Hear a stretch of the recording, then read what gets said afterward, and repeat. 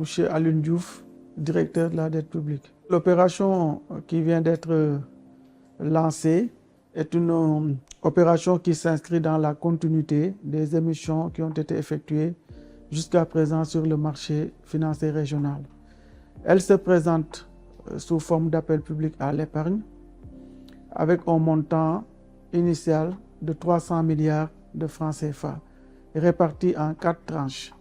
Une première tranche sur 3 ans in fine, une deuxième tranche sur 5 ans avec 1 an de différé, une troisième tranche sur 7 ans avec 2 ans de différé et une quatrième tranche sur 10 ans avec 2 ans de différé. Vous savez, dans le cadre de l'agenda 2050, il y a une option très claire en termes aujourd'hui de renforcement, mais aussi du développement économique. Et pour cela, des projets ont été identifiés et leur financement aujourd'hui est recherché.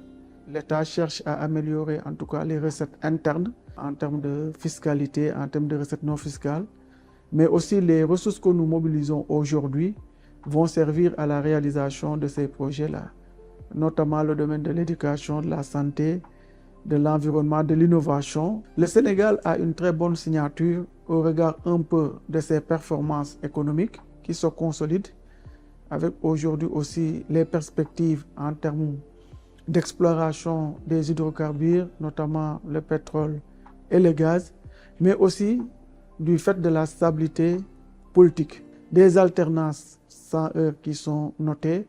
Nous avons des institutions très fortes qui fonctionnent, ce qui fait qu'aujourd'hui, la qualité de la signature de l'État est intrinsèque.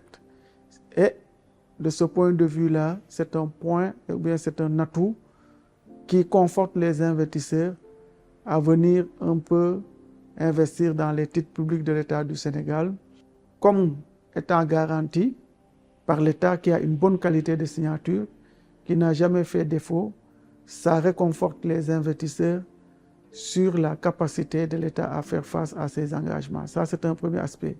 Le deuxième aspect qui est relatif aujourd'hui à la défiscalisation permet aux investisseurs d'avoir un rendement net.